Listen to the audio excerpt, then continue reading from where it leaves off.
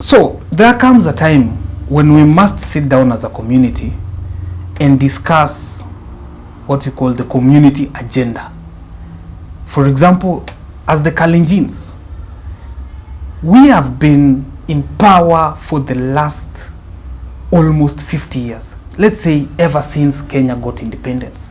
Because we had President Moi, who was the deputy president or the vice president to the late Kenyatta for 12 good years. And then he took over for another 24 years. That is 36 years. And from that 36 years, we have had the deputy president, the current William Ruto, who has been in power for the last 10 years. That one will totally will amount to around 46 good years that we have been in power as a community. We have been in the presidency, or we have been having someone at the realm of the presidency from the community. But does it really directly replicate within our societies? Can we really sit down as a society and say the fact that we have been in power for the last 46 years, we have achieved these, or these are the tangible things that we have achieved as a society? We are going to the next general elections, and we have been told by leaders surrounding Ruto that Ruto is the fifth. In fact, nothing is being discussed involving the society or even the community that yes, Ruto is the fifth. You know, as the leaders from the Rift Valley region close to the deputy, this is the agenda that we have for the people. They have no agenda, maybe their stomachs, but the people's agenda is nowhere to be seen. Maybe probably they're waiting until someone becomes president. That is when they go with the agenda.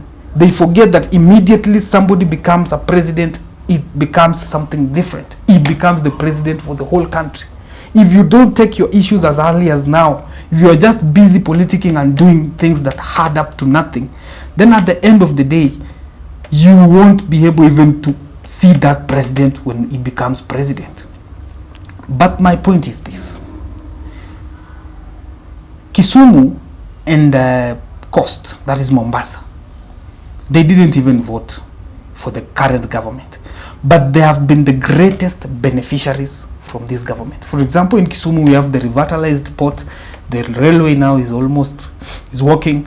There are roads and overpasses all over. The same thing with Mombasa. If you are in Mombasa the last 5 years, if you go now, you will get lost because of the number of developments that have happened within a very small span of time.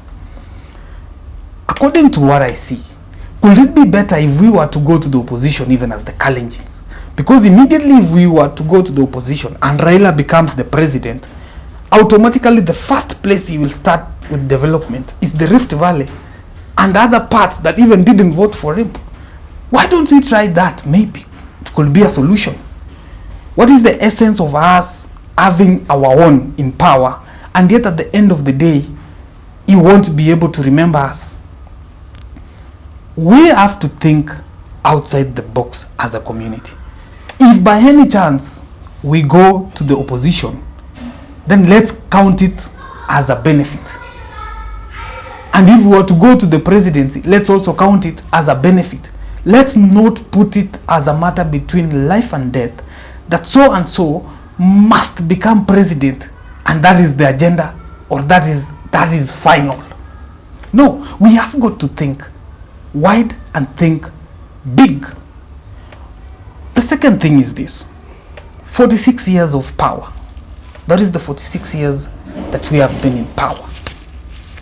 The last 10, the last 10, we can't even account for it. The last 36 is another story.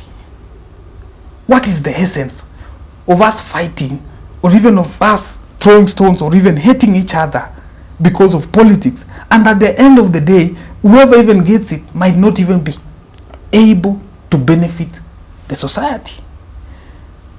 If Raila Odinga becomes president today, my take is just as simple as that.